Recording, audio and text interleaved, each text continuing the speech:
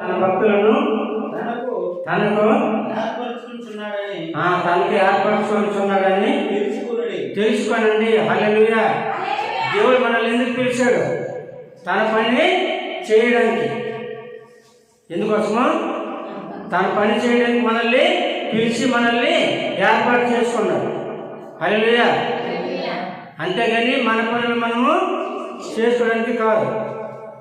హల్లెలూయా. చూసుకున్న చదివి 2వ రాజుల గ్రంథము 5వ అధ్యాయము 26, 27 చదువుకున్నాము. నెమ్మదిగా చదవండి. 2వ రాజుల గ్రంథము 5వ అధ్యాయం 26, 27. అంతటా ఎలీషా ఆ మనుషుడు దిగి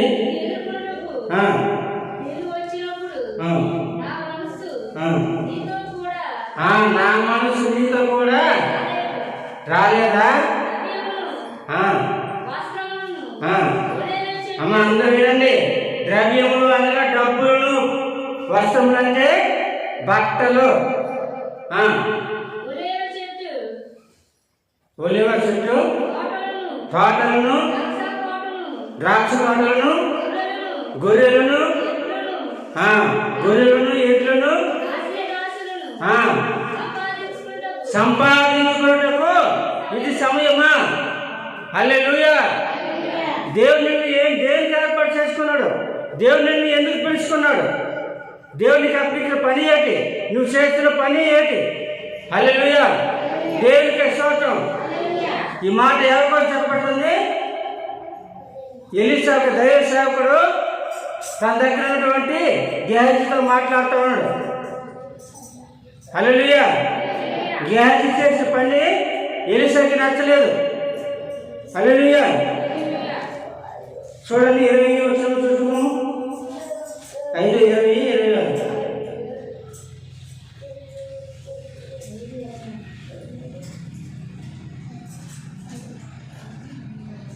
నుండి 26 వరకు ఉన్నాం. 5వ అధ్యాయం. హల్లెలూయా. అమ్మ 5వ అధ్యాయము 20 వచనం ఉంది. అంతటి దైవజనుడైన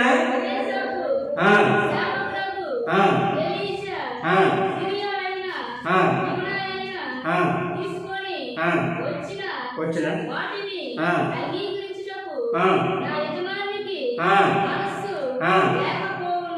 లేకపోవడం. హల్లెలూయా. నయమానికి ఒక భయంకరమైనటువంటి జబ్బు ఉంది. ఏంటంటే కుష్టి రోగము. హల్లెలూయా. అనేకమైనటువంటి వైద్యులకు వెళ్ళాడు. అనేకమైనటువంటి మరి గొడ్డుకి గోపురం రకరకాల వైద్యం చేయించాడు, కానీ అది నయం కాలేదు. అయితే ఒక దైవజనుడైనటువంటి ఎలీషా దగ్గరికి ఒక చిన్న పిల్ల ద్వారా వర్తమానం తెలుసుకొని ఎలీషా దైవజనుడి దగ్గరికి వెళ్తే ఆయన ప్రార్థన చేస్తే ఆయన చెప్పినట్టు వింటే ఆరోగ్యం కొడుతుంది, ఆయన స్వస్థపొందుతాడని చెప్పినట్టు మాట విని కొంత బంగారము, కొంత వెండి కానుక తీసుకొని ఈ యొక్క ఎలీషా దగ్గరికి, దైవజనుడైనటువంటి ఎలీషా దగ్గరికి సిరియా దేశ రాజు నయమైనటువంటి రాజు తన బట్టు తీసుకొని వస్తూ ఉన్నాడు. హల్లెలూయా. అయితే వచ్చినప్పుడు ఈ యొక్క దైవసేవకుడు అక్కడ చెప్పాడు, ఇక్కడైతే నువ్వు పలానా కోనే దగ్గరికి వెళ్ళి నువ్వు 7 సార్లు మురుగు అని చెప్పాడు. 7 సార్లు మురుగు, అప్పుడు నీ కుష్టి రాగమంతా పోతాని చెప్పాడు. అప్పుడు ఈ యొక్క నయమైనటువంటి కోపం వచ్చింది. ఇతను రాజు, నయమైనటువంటి రాజుకి కోపం వచ్చి ఆ కోనేట్లు మునగడానికి ఇంత దూరం మేము వచ్చింది, మా ఊరు కోనేట్లు లేవా, మా దగ్గర చెరువులు లేవా, ఆ మునగడానికి ఎంత వచ్చి కోపం అయిపోతాడు. ఆలోచన లేదు. హల్లెలూయా.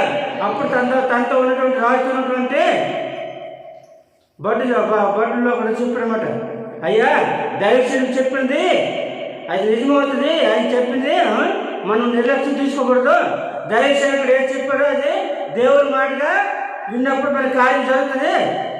మురగడానికి ఏమంది, ఆయన మాట మీద వెళ్ళి మునిగండి పదండి అని చెప్పి అన్నారు. ఆయన భారతం తీసుకుని వెళ్ళి మునిగాడు. ఒకసారి మునిగాడు, 2 సార్లు మునిగాడు, ఏమీ అవ్వలేదు.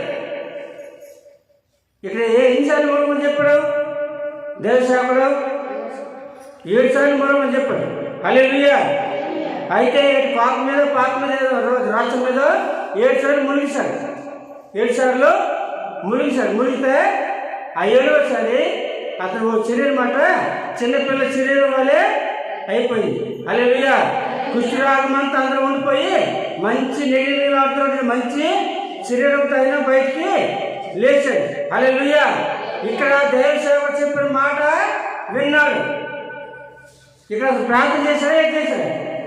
ఆ కోరికలు నువ్వు మురుగని చెప్పాడు. హల్లెలూయా. అయితే వాళ్ళు ఆ రాజు బాగా చేస్తే అతనికి కానుకలు ఇవ్వాలని కొంత వెండి బంగారమును కానుకలు తీసుకుని వచ్చాడు. తీసుకొస్తే నయమను దేవసేవకుడు ఆయన తీసుకోవడానికి అతని మనసు ఒప్పుకోలేదు, ఆయన అంగీకరించలేదు. అవి నాకు అక్కర్లేదని చెప్పాడు. అయితే వాళ్ళు సరే వాళ్ళు వెళ్ళిపోతుండగా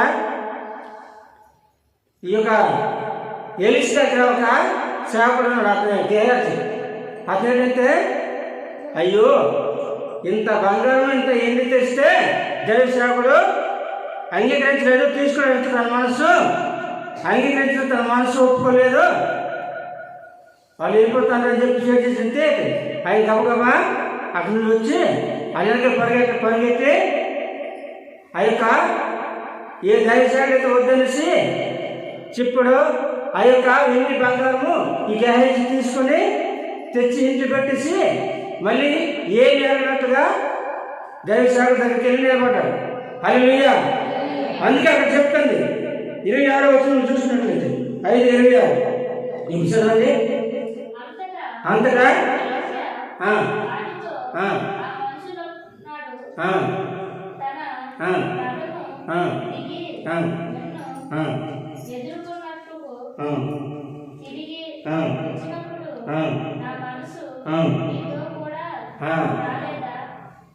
హల్లెలూయా. దేవునికే స్తోత్రం. దైవసేవకుడు ప్రతి ఒక్కరి గురించి ప్రార్థన చేస్తాడు, అందరి గురించి దేవుడు మాట్లాడతాడు. ఎవరు హృదయం ఉంటే ఎవరు మనసు ఉంటుందో దేవుడు బయలుపరుస్తూ ఉంటాడు. హల్లెలూయా. అప్పుడు చెప్తాడు, నువ్వు ఎక్కడి నుంచి వస్తావు? గ్యారేజ్ పడతాడు ఎలిషా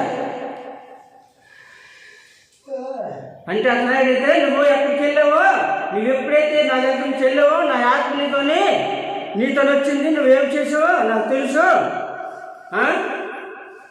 అని చెప్పేసి, నీవు చేసిన పని నేను చెప్పిందేది, నువ్వు చేసిందేది. దైవసేవకుడు ఎలిషా ఆ కానుకలు అంగీకరించలేదు, తీసుకోవడానికి ఆయన మనసు ఇష్టపడలేదు. హల్లెలూయా. కానీ ఇతరు మాత్రము వచ్చిందేది పోగొట్టుకోవడము ఇదే సమయం అని చెప్పేసి ఆ యొక్క ధనాన్ని బంగారంలో ఎన్ని తీసుకుని ఇంట్లో పెట్టేసి ఏమి తిరిగినట్టుగా వెళ్ళి అక్కడ నిలబడినట్టుగా చూస్తూ ఉన్నాం. హల్లెలూయా. దేవునికే స్తోత్రం. వీళ్ళ దేవుని నామం బట్టి వందనాలు స్తోత్రములు. దేవుడు మనకి ఒక బాధ్యతను అప్పగించాడు. కనుక మనము వెండి బంగారములు, డబ్బు, ధనము, బట్టలు, గుడ్లు, గొర్రెలు, మేకలు, ఆస్తులు, అంతస్తులు సంపాదించుకోవడానికి ఇది సమయము కాదు. హల్లెలూయా.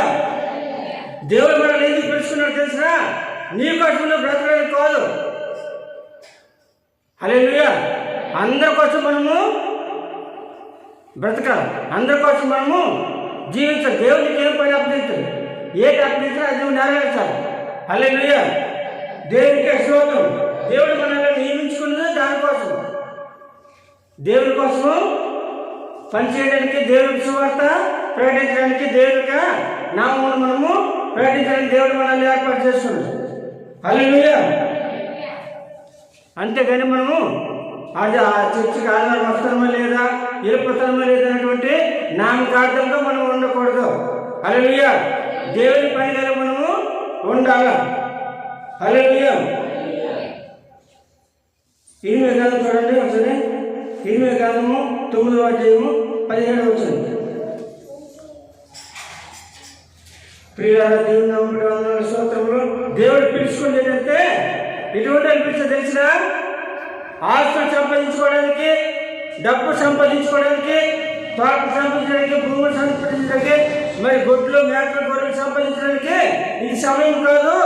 అటు దేశాలు మునిగిపోతున్నాయి, రాజ్యం మీద రాజ్యము, ప్రజల మీదకి ప్రజలు యుద్ధాలు జరుగుతున్నాయి, మరి భయంకరమైనటువంటి పోరాటాలు జరుగుతున్నారు. అవన్నీ ఆగాలంటే లోకమంతటా క్రీస్తు దేవుని బిడ్డలు ప్రార్థన చెయ్యాలా, ప్రార్థన చెయ్యాలా.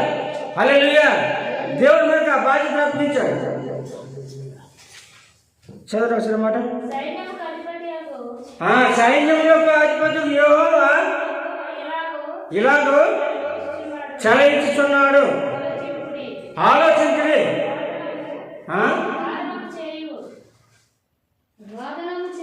హల్లెలూయా. ఆలోచించండి అందరూ కూడా. దేవుడు ఎవరు పిలుస్తాడు తెలుసురా? మనము చర్చి కింద అయితే చాలా సాకులు చెప్తాము, రకరకాల అనేకున్నటువంటి చెప్తాము, అవసరాలు చెప్తాము. కానీ దేవుడు మనం నియమించుకుని దేవుడికి తెచ్చిన దేవుని పని కొరకు. హల్లెలూయా. దేవునికే స్తోత్రం. ఇక్కడ చూసినట్టు దేవుడికి లేకము మనం విజయపడి ఎందుకో మందిరానికి రావడం కాదు. అయ్యో దేవుడు నన్ను రక్షించాడు, దేవుడు నన్ను రక్షించాడు, నన్ను బ్రతికించి నన్ను బాగు చేశాడు కాబట్టి నేను దేవుని కొరకు జీవిస్తాను, దేవుని పని చేస్తాను. హల్లెలూయా. దేవుడు ఎవరిని కోరుకుంటాను తెలిసిన ఇరువుతో మాట్లాడతాను. ఇలాంటి సాకులు చెప్పిన వాళ్ళు, ఇలాంటి అవసరాలు చెప్పిన వాళ్ళు బోల్డ్ మంది ఉన్నారు, కానీ వాళ్ళకి అవసరము లేదు. ప్రార్థన చేయని స్త్రీలను పిలువనంపండి. హల్లెలూయా. ఎవరు కావాలి దేవుడికి?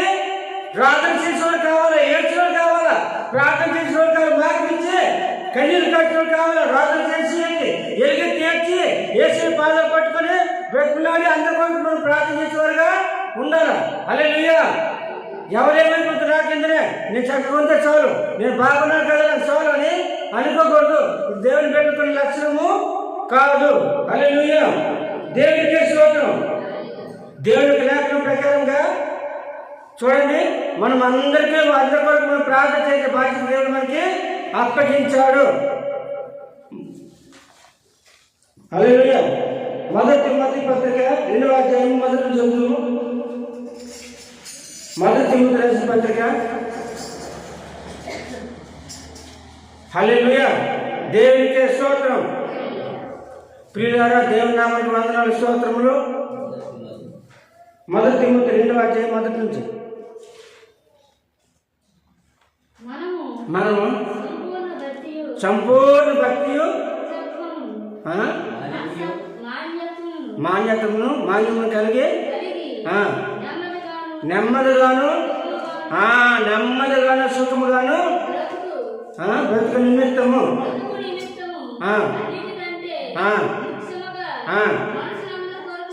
అన్నిటికంటే ముఖ్యమేది మన కోసం కాదు, ముఖ్యమంత్రి అర్థమేంటి ప్రత్యేకంగా అందరి కొరకు ప్రార్థన చేయడం మన పని. దేవుడు మనకు అప్పగించినటువంటి పని ఇది. హల్లెలూయా. మనం సుఖముగాను నెమ్మదిగాను జీవించాలంటే మనం ఏం చేయాలి? మన కోసం ప్రార్థన చేయాలా, అందరి కోసము ప్రార్థన చేయాలి. హల్లెలూయా. అప్పుడు సుఖముగా నెమ్మదిగా మనము జీవిస్తాము. హల్లెలూయా. దేవునికే స్తోత్రం. మరి దేవుని చెప్తుంది చదువుతుంది, నన్ను ప్రేమించే వారిని నేను ఆస్తికర్తలుగా చేస్తాను. నన్ను ప్రేమించే వారిని నేను ఆస్తికర్తలుగా చేస్తాను. నువ్వెంత కింద మీద ఏంటి కష్టపడినా మనకి దేవునికి ఆశీర్వాదంతో సమానం కాదు. మన కష్టం కానీ దేవుని ఆశీర్వాదమే గొప్పది. హల్లెలూయా. ఇది తెలుసుకోండి, ఆలోచించండి. మనం ఒకసారి ఆలోచన చేయాలి. దేవుడు మనకి ఏది అప్పగించినా మనం ఏం చేస్తాం. హల్లెలూయా. దేవునికే స్తోత్రం. మార్క్సు 7వ అధ్యాయము 6వ వచనం చెప్తుంది. అందుకే యేసుప్రభువుంటే ఈ ప్రజలు వారి ప్రజలతో నన్ను కనపరుస్తున్నారు, కానీ వాళ్ళ హృదయం నాకు దూరముగా ఉంది. హల్లెలూయా. ఎలాగుంది? దూరంగా ఉంది. నాకు హృదయము ఇవ్వలేదు. ఏదో నా మాత్రం వస్తారు పెదవులతోనే పాట పాడము, ప్రార్థన ఇవన్నీ ఉత్తుతే, పెదవులతో దాచుబడి చేసిన ఉత్తుతే. హల్లెలూయా. కనుక ఏంటంటే మనం హృదయం దేవునికి ఇవ్వాలి, పెదవులతో కనపరచడం కాదు. హృదయం అంతా దేవునికి సమర్పించుకోవాలి. అది దేవుడు చెప్తాడు, ఈ ప్రజలు పెదవులతో మాత్రం నన్ను కనపరుస్తున్నారు కానీ ఈ హృదయం నాకు దూరంగా ఉన్నది. హల్లెలూయా. కనుక ప్రియులారా, దేవుడు అడుగుతాడు సామెతలు 3:26 నా కుమారుడా నీ హృదయము నాకేమో. దేవుడు ఏడాడుతాడు? నీ భూములు అడుగుతాడా? నీ దగ్గర ఎన్ని తొలలు బంగారం ఉంది నాకు ఇచ్చాడుతాడా? అంటే ఎన్ని అడుగుతాడా? ఏడాడుతాడు దేవుడు? ఏటమ్మా? హల్లెలూయా. దేవుడు హృదయాన్ని అడుగుతాడు. మనది మంచి హృదయమా చెప్పండి? ఈ పాప హృదయం తీయడానికి మనము ఇష్టపడట్లేదు. ఇది చెత్త. ఇది ఏంటిది? చెత్త పాప హృదయాలను మనము దేవుడికి ఇస్తే దేవుడు మన పాపను క్షమించి తన పరిశుద్ధమైన రక్తంతో కడిగి మనల్ని పరిశుద్ధపరుస్తాడు. అప్పుడు మనము దేవుడికి మనకి అనుసంబంధము కలుగుతుంది, దేవుడితో సాహసం కలుగుతుంది. అందుకే మత్తయి 5:5 చెప్తున్నట్టయితే హృదయ శుద్ధి గల ధన్యులు వాళ్ళు. హృదయ శుద్ధి పరిశుభ్రంగా ఉండాలంటే, నువ్వు శుద్ధీకరించబడాలంటే నీ హృదయం దేవునికి ఇవ్వాలి.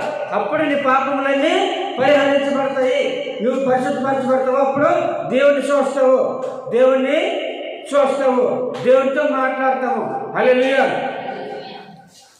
ప్రియుల దేవుని నామమున వందనాలు స్తోత్రాలు. అందుకే మనము దేవుడు అప్పగించిన పని ఏంటంటే, మనం సుఖముగాను నెమ్మదిగా జీవించాలంటే రాత్రి పగల ఏ రకము కష్టపడి చేయక్కర్లేదు. దేవుని ప్రేమించి నువ్వు కరెక్ట్గా దేవుడు చెప్పినట్టుగా 6 దినములు పనిచేసి 7వ దినము విశ్రాంతి దినం కనుక దాన్ని నువ్వు మర్చిపోయి దేవుణ్ణి అమలుపరుస్తున్నావు. అందుకే దేవుని నామం జరుగుతుంది. ఎంతకాలం నా గౌరవాన్ని అగౌరవంగా మారుస్తారు. హల్లెలూయా. ఆ మాట ఎక్కడుంది? ఓలమ్ము ఇంత అనడం చెప్పడము ఒకటి వృధా. హల్లెలూయా.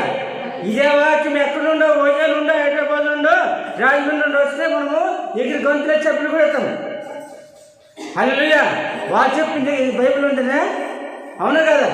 అమ్మ వినాలా? ఊరు చెప్పిందని కాదు, అందరూ కూడా వాక్యం వింటే అర్థమవుతుంది.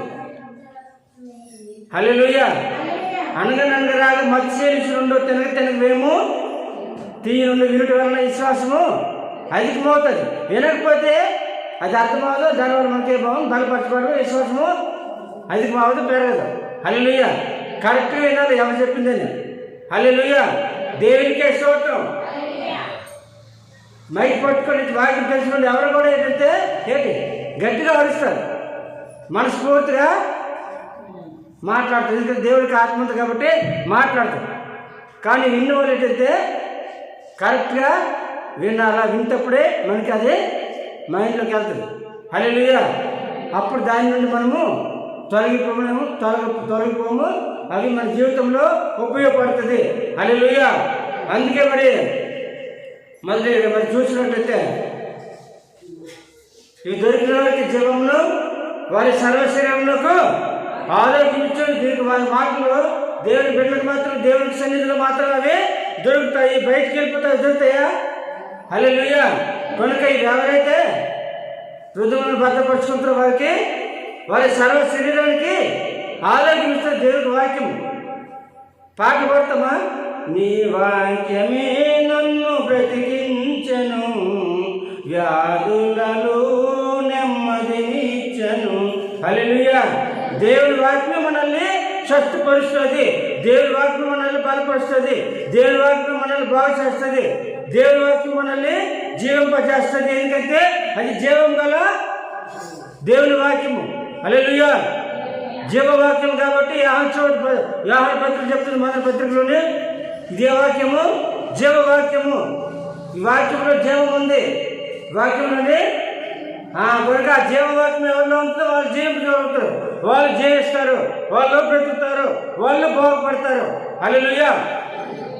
ఇక్కడ చెప్పింది ఏంటంటే ఎలీషా ఎంతసేపు మునగమన్నాడు? 7 సార్లు మునగమన్నాడు. దానికి ఆ 7 సార్లు మునగడానికి ఇతను ఎంతో ఇబ్బంది పడుతున్నాడు. క్రిస్టియన్ కోసం ఒక అయ్యా నేను రాజులు కదా, ఇతనేటి ప్రార్థన చేసేస్తాడు, ఇచ్చేసేస్తాడు, వచ్చేసేస్తాడు అన్నారు.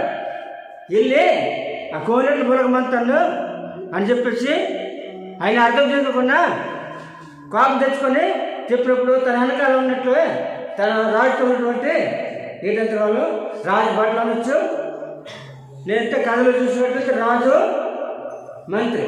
హల్లెలూయా.